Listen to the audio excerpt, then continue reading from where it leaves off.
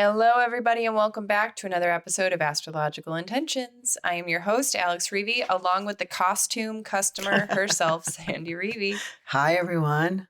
It is episode 316 and the week of August 12th. Let's get right into it.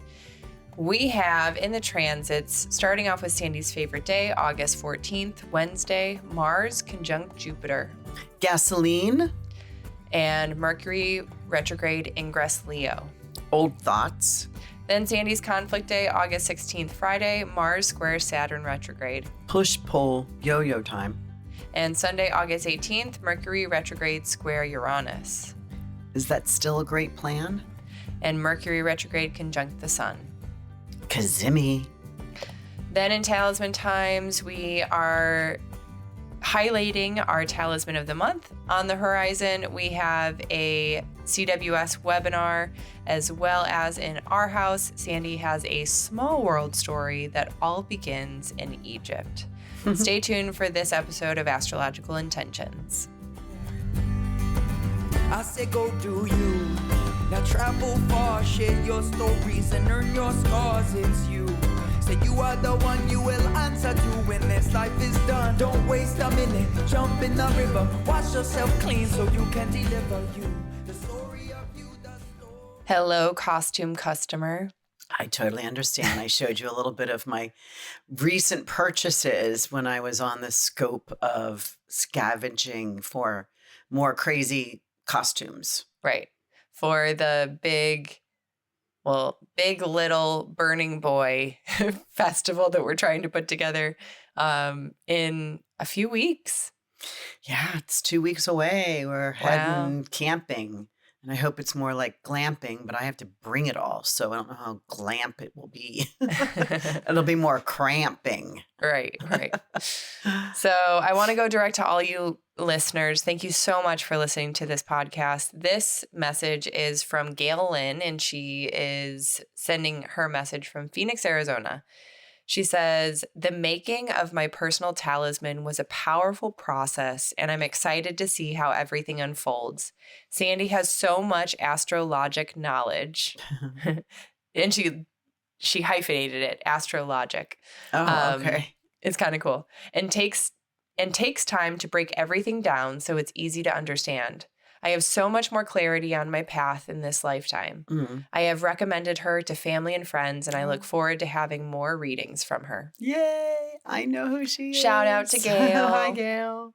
So, yes, everybody, thank you so much for sending in your feedback. It really does mean so much to us, and we love sharing it here on the podcast. So if you have something to say, remember you can email me, alex@intentionbeads.com. In the transits, we start off the week on Wednesday, the astrological week on Wednesday, August 14th, with Sandy's favorite day, which is Mars conjunct Jupiter in Gemini. These two planets meet up. They meet up every 2 years, right? Because that's how long it takes Mars to go around the entire zodiac. But this is at 16 degrees of Gemini. All right, so interesting for this, because I call this gasoline, right? When Mars and Jupiter get together, whatever Mars is bringing, Jupiter expands, right? So is it high performance, right? Have you ever tried? I pumped gas the other day. I'm like, should I just try high performance? What does that mean? I'll like lift off, right? Do I go up versus straight, you know, parallel? But this is a great and favorable time to launch a new venture. Even though we do know that Mercury, who's the ruler of these two, because it's in Gemini, Mercury's retrograde right now. But we're going to see that by the end of this day on the 14th, that Mercury goes back into Leo. So there's some kind of boldness that needs to be recaptured here. But I also went and looked at, because let's think about this. Mars comes around and meets Jupiter once every 2 years. When was the last time, and this was my curiosity factor, that Mars and Jupiter met up in Gemini, right? So I went backwards starting from 2024. Would that be 24 years? So I went back to it's because Jupiter's a 12-year cycle. So I thought, okay, it has to be when Jupiter goes into Gemini, right? That Mars would come in and swing in and conjoin possibly. Is that the year? Is that the same year that Mars will be in Gemini? Right. Right. Is when Jupiter's in Gemini, right? That's the whole idea here. So I went back to 2012, which is the last time that Jupiter was in Gemini.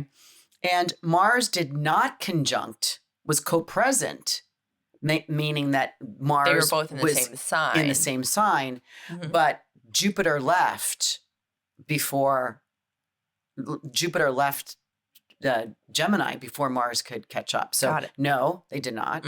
Then I went back to 2000. Right. And nope, when Mars was not there, when Jupiter was in Gemini.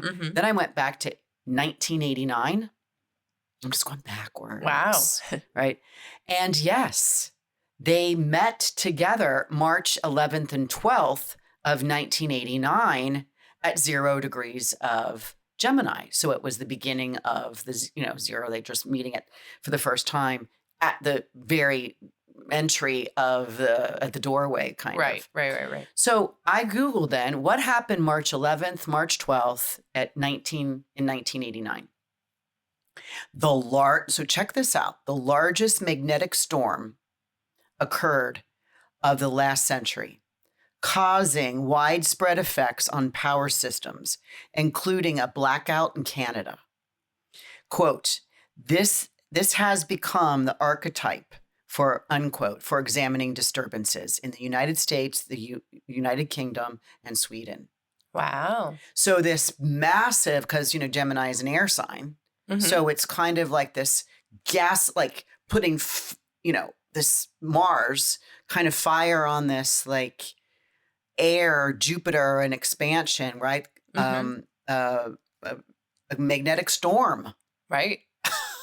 I was like, whoa. Right. I'm going back. So I also on that, so I'm like, that was March 12th. So the other thing that popped up for March 11th, that same year, 1989, is this guy, and I've never heard of him, Tim Berners-Lee, hyphenated Tim Berners-Lee. Does that sound familiar to you? It does sound familiar. Okay, that's weird because he's the guy that produced the proposal document that became the blueprint for the World Wide Web. Yeah. You knew that? I remember, is it Tim Berners? Oh, yeah, Berners-Lee. Yeah. Very cool. So here we are, Gemini, the air sign, the mercurial, the information through high frequencies, right? Like that was the blueprint document that became the WWW. Right. The World Wide Web. So it's like this is important. This is an important day. So, mark out Wednesday, the 14th to watch for any news about something new that's coming up that has a massive effect of, is it like a magnetic storm or is it something new with a high frequency? What we already know, we're working with AI, right? So is there something about AI, they're trying to put some kind of restrictions on that. But let's pay attention because, one of those things have you been following the Google story? Something about that Google has taken over the search engines, and prioritized that it's going into court. Oh, okay. And they're saying, yep, you did. Yeah, you did. You're not letting any other search engines in. So I'm just curious about kind of like a monopoly type of issue? Yeah. Oh, okay. Yeah. And so I'm just curious about what comes out here on Wednesday, 14th, because they're notable times when they do. And I mean, the same day, we also have another transit, Mercury retrograde ingress Leo. So this is old thoughts. And again, I think that has to do with earlier in the day because the ruler of Gemini, where this Mars and Jupiter are, is retrograde. And it's passing back into Leo. This can become new again, at least trying to reposition self with a past idea. Is there a past conversation? Is there something that you need to kind of take the stage again? Maybe something wasn't completed. Maybe something wasn't, take a second pass over whatever you have kind of written or promoted self around. So interesting day.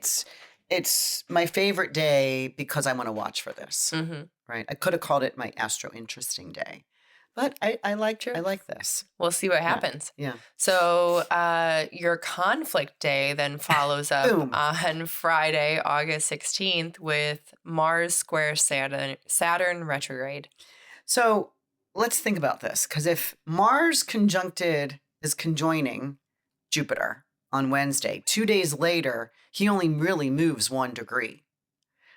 So he goes to 17 and he butts up to the square to Saturn. So we already know that Saturn is retrograde. So Saturn's moving backwards from 17. What's the 17, 16, and Jupiter is not retrograde yet. So Jupiter's going 16 on Wednesday when he met up with Mars, 17. Right. So these two are coming together, and we'll see next week that we get the Jupiter-Saturn conjunction, or a square. Okay. But that means they're in Ptolemaic aspect. So this will be interesting.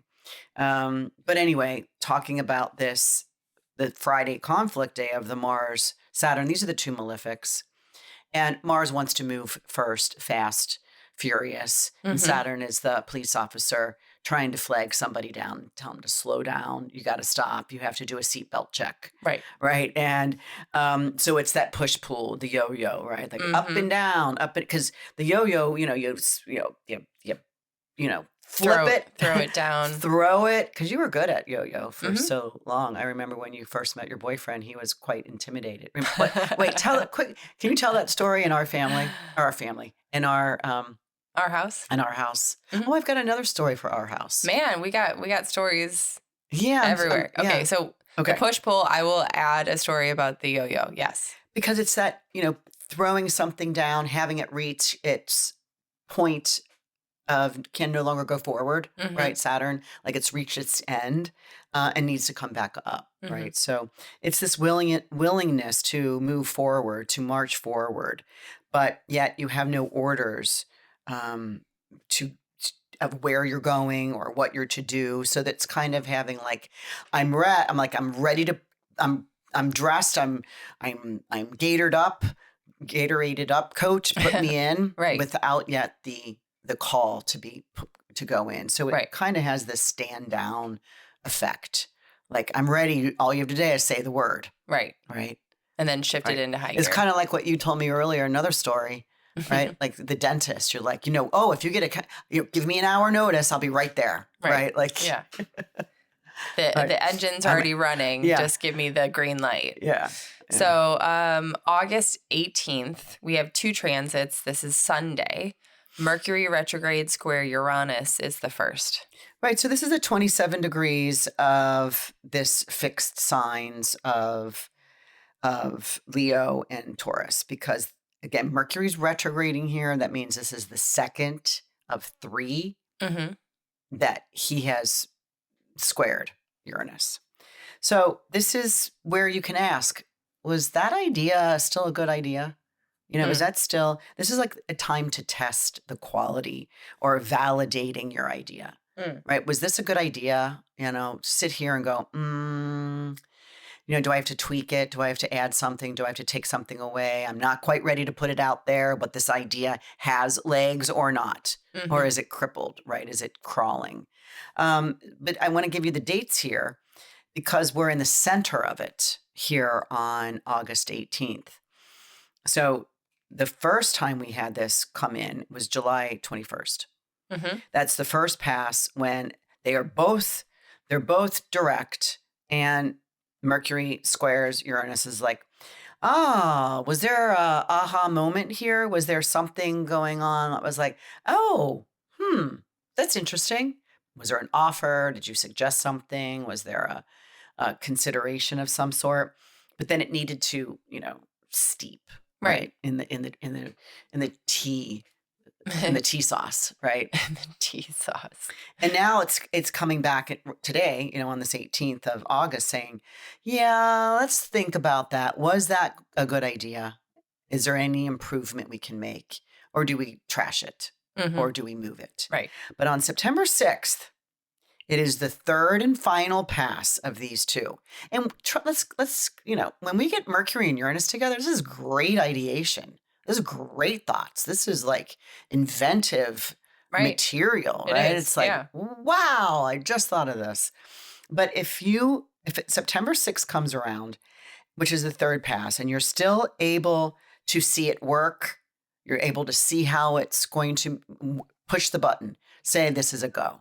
Mm-hmm. Right? This is the period where it's now time to move that idea forward that you got on July 21st or thereabouts. Mm-hmm. And so then Mercury keeps working, busy man. Mercury retrograde conjunct the sun still on Sunday a little bit later. Yeah, this, anytime we get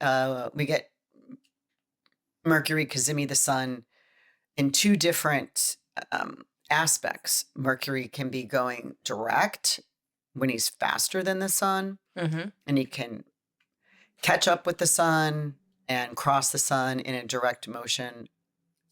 But then this is the other one where Mercury comes very close to the Earth and goes into a conjunction into the heart of the sun while he's retrograde. Mm-hmm. And this is the Cazimi. Now, this period, again, this is 26 degrees Leo. I've been going over this with some of my clients because if they have a sensitive point or an angle or a planet there, this is a complete download of something that they can lead with. So it's kind of being the expert on something. So here it's like grasp it. There's a bold exchange going on here. Speak it now or forever hold your peace. Is that P-I-E-C-E? But be the authority or be the expert here because it's in Leo. It's at 26 degrees of Leo, where the sun has his domain. Now, the exact timing of this brilliance of a thought to promote yourself some way is around 5 p.m. until like midnight. Mm-hmm. So there's a long period of time, that's about 6-7 hours of great time to mentally write, speak, get online, say something to somebody. Okay. Yeah, it's very confident, brave being is speaking through you. Right. Yeah. Clear, so it's the energy of the week. Communication. Yep. So remember, you can follow along with these transits personally. So you can download your natal chart on our website, intentionbeads.com/chart. And when you hear things like Mars conjunct Jupiter in Gemini, when you notice what that degree is, you can start looking in your chart to find it. So let's move into talisman times, where there are no upcoming talismans. However, we still have the talisman of the month for August, and that is to be self-aware. I easily radiate energy, self-confidence, and a favorable demeanor. I am noticed as I take my daily approach to my center stage. This is a very Leonian style of talisman and style of being. To be self-aware, but also to have that confidence in order to be yourself. We stand up every day and we're confident at some degree. Maybe when nobody's watching. That's fine. That's still brave. Right. So let's move on to the horizon, where we have our August astrology forecast and cheat sheet ready and waiting for you on our Patreon page. If you don't know anything about it, it is a really wonderful community of people who want to learn a little bit more from Sandy and her cohort, Susan Goodell, who loves to add in some astrological finance knowledge since she's a financial astrologer. September 11, we have the CWS webinar. This is a webinar about the eclipses for 2024, the second part of 2024. Yeah, this is, and it's going to hit the area. The lunar eclipse is going to come first on September 18th, which is really interesting. We'll be in Greece here, right? Just getting ready to. Well, we have just arrived in Greece. We're going to be going to the Parthenon. So, and that's at 25-degree Pisces. So if you have 25, and we usually it's a 2-degree on either side, so that would go from 23 to 27 Pisces, or even the opposite sign is Virgo. But the solar eclipse that's happening October 2 will be in Icaria, is 10 degrees of Libra. And this is not a great eclipse. You know, the queen of eclipses, Bernadette Brady, wrote this book called, it's about a bird, Eagle and the Lark. And in that is all of the eclipses. In her description, she's done, her lifetime work. Right. And she just talks about this one being, to avoid physical stress, that you may be sad about something. So when I was building our retreat, going to Icaria, it was kind of like, oh, are we sad that, that we're going to be leaving Greece at some point? Yeah, we're in the fall or winter of our retreat time. It's kind of like, what are we sad about? But, again, if it touches 10 Libra, or that would be 8 Libra to 12 Libra, 2 degrees on either side, and the opposite of Libra is Aries. So that would then touch you personally, but the eclipses fall somewhere in our natal charts. Right. Yeah. So if you would like to join us during that webinar, make sure to sign up on Patreon, and you're going to need to have a Big Dipper or above tier. We are completely sold out for Greece. Sold out. We will be starting to bring in signups and registration for the 2025 soon. But also we have a couple spaces left for the 2024 Egypt retreat that is happening October 9th through the 19th. We also have a very cool meet and greet with the other 2 retreat leaders. That's Zephy Davy and Mahmoud. And I don't know his last... Morai. Mahmoud Morai.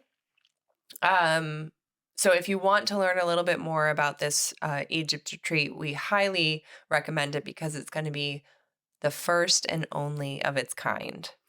Yeah, that's the plan. And, I'm doing so much research because there's, Egyptian astrology, there's Greek astrology, there's Persian astrology, there's Vedic astrology, right? And most of us in the United States, if we're not studying the Indian, the Eastern astrology, which is Vedic, we're studying and practicing the Western as the Greek.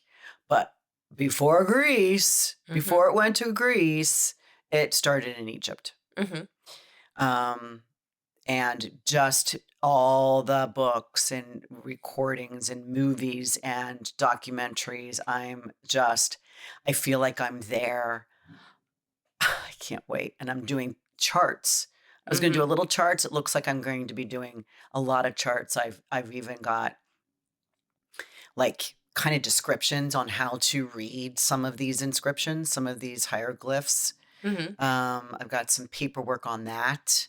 Cool. So at least you can, even if you just remember a few of these descriptions, you can understand like where are they talking about a god or a king, right? I'll show you that when we get to Egypt. That is super cool. Yeah, and we're almost to a deadline.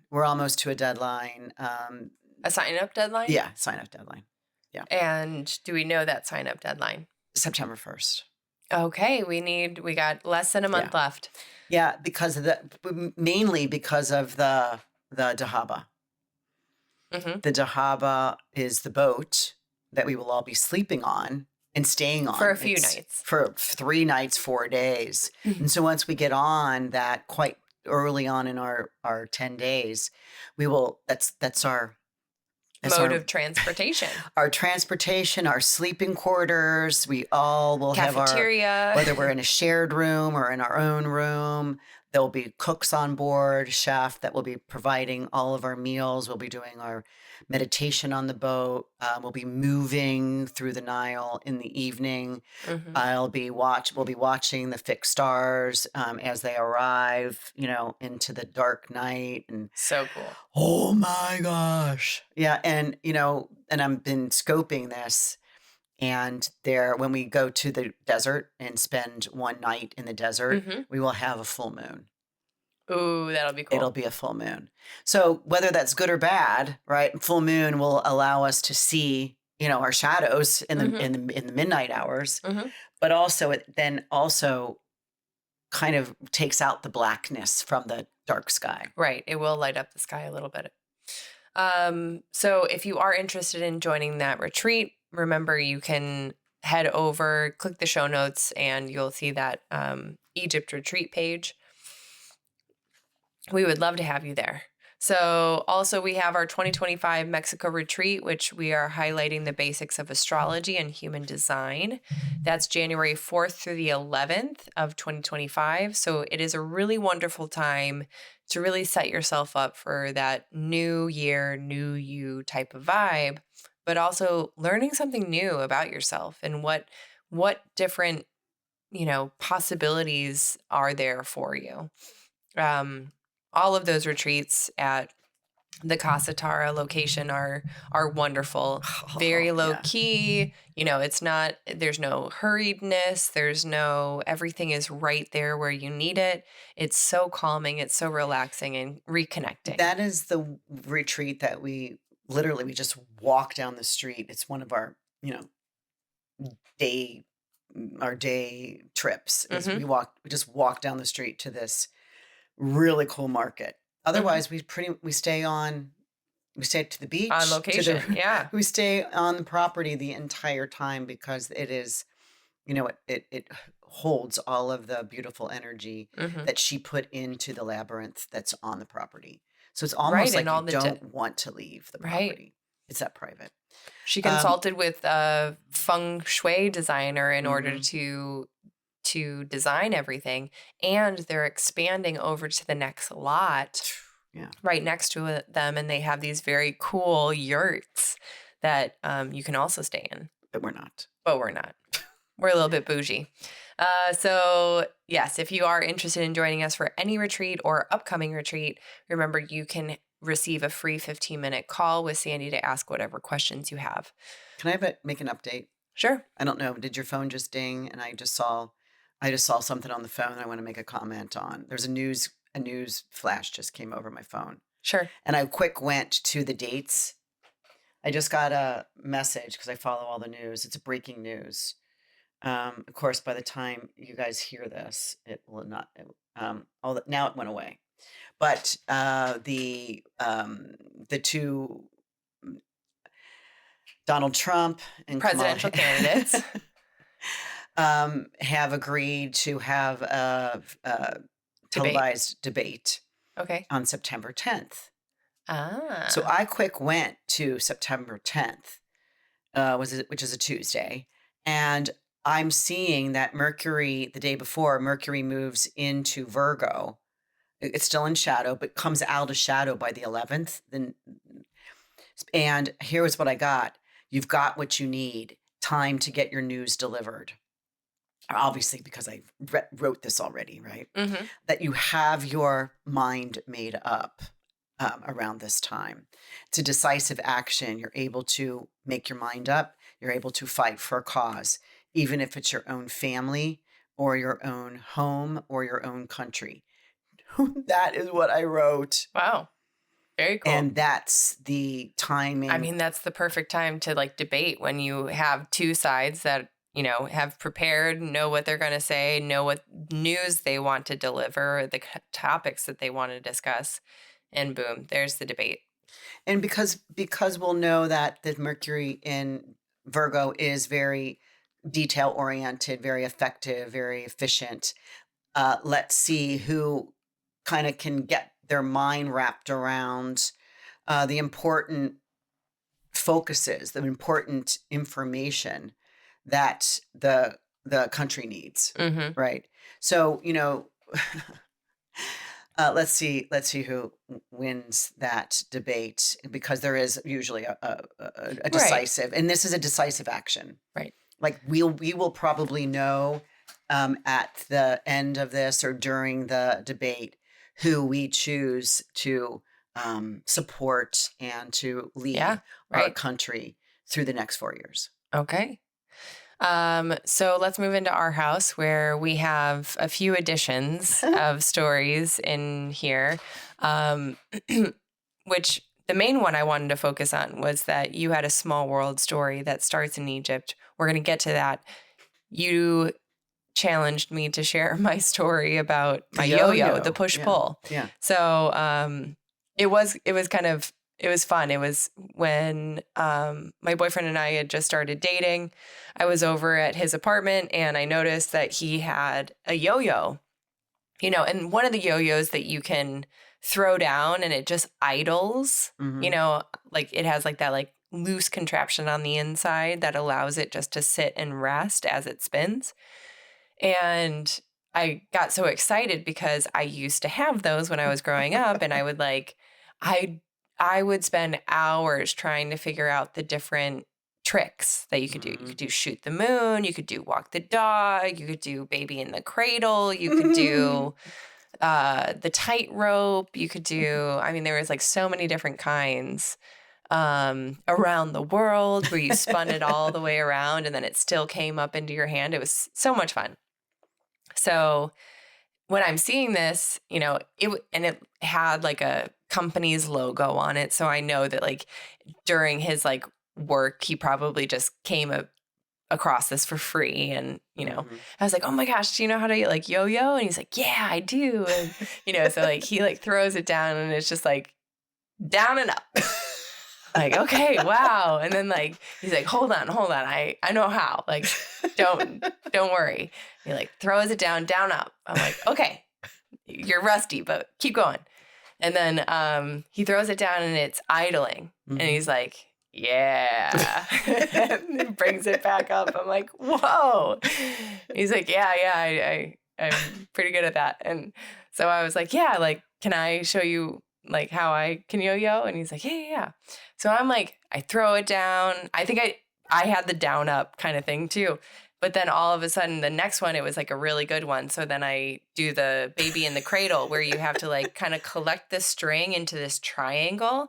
And then you have the yo-yo short enough where it just swings like kind of on like a little cradle, baby cradle. Inside the triangle. Inside that little triangle that you're holding open.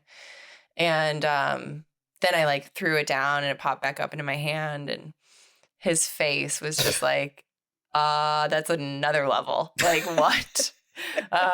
And yeah, that's just like a fond memory. Cause then I remember like doing like walk the dog and around the world. And, all those things just like pop back into my head. But, it was always fun. It was always like something that I really enjoyed and liked. And it was just that brief moment that all those practices came back around and right. Leo'd it. It's like you impressed like right. somebody who thought they were good. Well, and he was good. Like, it is not that hard to like you do the yo-yo. I agree, but like, yeah, some people just don't get it at all. Hey, I'm on your side. Yeah, sister. I'm on because I remember you doing all that and figuring that out with your friends. So. Right. So funny. There was another story that you said you wanted to discuss, but the story where I wanted to watch. I watched a movie and I laughed at the scene in one of these Netflix movies called Family Affair or something. What's it called? Family Life or Family Affair. Right. And there was this one scene that I laughed at, and I thought, oh my gosh, I'm going to put a quiz out to my kids. And I'm going to pay you $100 if you or Andrew can guess my favorite part of the movie. My favorite statement that somebody makes in this movie. And Andrew's like, all right, we're going to win. Rachel and I are going to win. They watched it twice. Mm-hmm. And they were stopping and recording and writing and voice memoing. Oh my God. And you haven't even watched it yet. I have You not. have till tomorrow to give me an answer. Correct. And so finally, Andrew, and you don't know this, he was texting me on the side. Well, just let us know. Do we have to watch it for the third time? Like, and I'm like, no, you don't have to watch it for the third time. But he gave me his choices, and I'm like, I'm sorry, neither of those are None it. of them. And I'm not supposed to tell you that, but here I'm Oh. telling you that. Okay. So he and There's Rachel still are a like, chance. like, what is it? So Well, anyway. we'll let you know back here on the podcast because I'm sure all of our listeners are wondering. So, well, let's get to our meat of the house. Well, our house. Yeah. So I've been spending a lot of time with the Egyptian astrology because it's kind of I've never been to Egypt. Right. I want to be able to help the participants understand where is their chart inside Egyptian astrology. So I've done like months of reading and work and studies with other astrologers. Right. And so I'm getting a really good grasp on this. And then, they use the decans. And when we go into these temples, especially the Dendara temple, we will see the zodiacs are all over the inside. Right. Very cool. And in this, and sometimes they're on coffin lids or on the side of coffins. And these are these hieroglyphs that are represented the astrology. Aren't they a sarcophagus? But then they call them coffins or sarcophagus. Because sometimes there's 3 coffins, like Stacked up. Yeah. Well, inside another, kind of like the stacking dolls of the Russian dolls. Oh. They just don't want anyone to get to the remains. The remains or the mummy, if you will, because that mummy has to go on to an afterlife, right? And is buried with all the gold and all the gems and all the amulets and all the things that he needs for the afterlife. So the decans, there's 36 decans, there's 10 degrees in each of the 30 signs. There's 3 of them, like 0 to 10, 10 to 20, 20 to 30. Right. In each There's of the 360 signs. degrees, and then each decan is 10 degrees, so 36 decans. And each decan, and I use that sometimes in just regular Western astrology, where it's connected your talisman making. Yeah, and it's connected to a planet, right? But in Egypt, it was connected to a deity, right? A part of the sky, a fixed star. That the fixed star is connected. Some of them are connected to gods and goddesses, right? Like Isis or Osiris, right? Or Horus or Hathor. And so I want one book, because I've already bought enough books. I want one book that will give me the information I am looking for. So I've got to do a lot of study and research because I'm getting academia. Right. I'm getting publications sent to me, PDF sent to me because I'm requesting them. And so I get to this one section and I'm like, the pillars of ancient skies. And it says it's the best decan book that anyone that has ever been written. It's been researched for all these years, blah, blah, blah. So I want that book. So I look and it's not going to be available. You can pre-order it. It's not available until November. Which you're already done. We're already back. Right. We're already back. I need it. So I look at the name, and I'm going to probably not say the name here. Should I say the name? Yeah. Oh, okay. So I look at the name and I'm like, it says Martin Goldsmith on it. Right. And I'm like, Martin Goldsmith. Wait a minute. He's the one that you did a podcast with. I did a podcast with him. And he's also the guy who wrote the book that I carry around all the time, the Sabian symbols. The degrees of the zodiac. Yeah, the Sabian symbol book. So when I get to where I was, what town I was in, And I got invited to a podcast, and I show up for the podcast. I think I'm the only one that's being interviewed in this astrology. The guy next to me introduces himself, and I'm like, holy crap, you're Martin you're Martin Goldsmith. Tell him the story about how I got the book, that homeless lady that tapped on my shoulder and gave it to me in Santa Fe like 10 years ago, blah, blah, blah. So we're on this podcast together, and we're talking about Jupiter. Mm-hmm. Anyway, he gives me a book. I get on my train. I come home.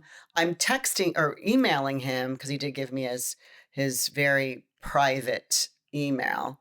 And I'm like, oh my gosh, this is Martin Smith. So I email. I go back into that year that I was on that podcast and got the email that I sent him and responded to that one and said, hey, is this you? And he's like, yeah. And so he's like, yep, it's not available yet. He has a PhD in the history of ancient science. No book has ever been written like this. And he sends me I don't know if I'm even allowed to say this. The PDF. The introduction part of the book. So it's amazing that I've got this information to share with the clients that are, the participants that are going to go to this Egypt right, retreat. Absolutely. And so cool. Wished us a beautiful, amazing induction, kind of activation into that Egyptian world. So, again, this is probably one of the last few times what we're going to tap on you. There's a couple spots left. Mm-hmm. Right. Get on a call. I'll talk to you in the evening. I'll talk to you on Saturday. I'll talk to you on Sunday. Let's set up a call in order to see what this is like and the price before and September the cost. 1st, because that is the deadline. Yeah. Right. Yeah. Well, super exciting and small world story that, that you were able to meet this person after already a small world story, mm-hmm. but then also bring it right back around when it came to your Egypt retreat. Mm-hmm. So exciting. So cool. We would love to hear your feedback either on the episodes that you've been listening to or, if you've had a reading with Sandy, we love to share your feedback here on the podcast. So make sure to email me, alex@intentionbeads.com, and we will see you all next week, everybody. Bye, everyone. Bye. I say go do you. Now travel far, share your stories and earn your scars. It's you. Say you are the one you will answer to when this life is done. Don't waste a minute, jump in the river. Wash yourself clean so you can deliver you. The story of you, the story of you. The story of you, the story.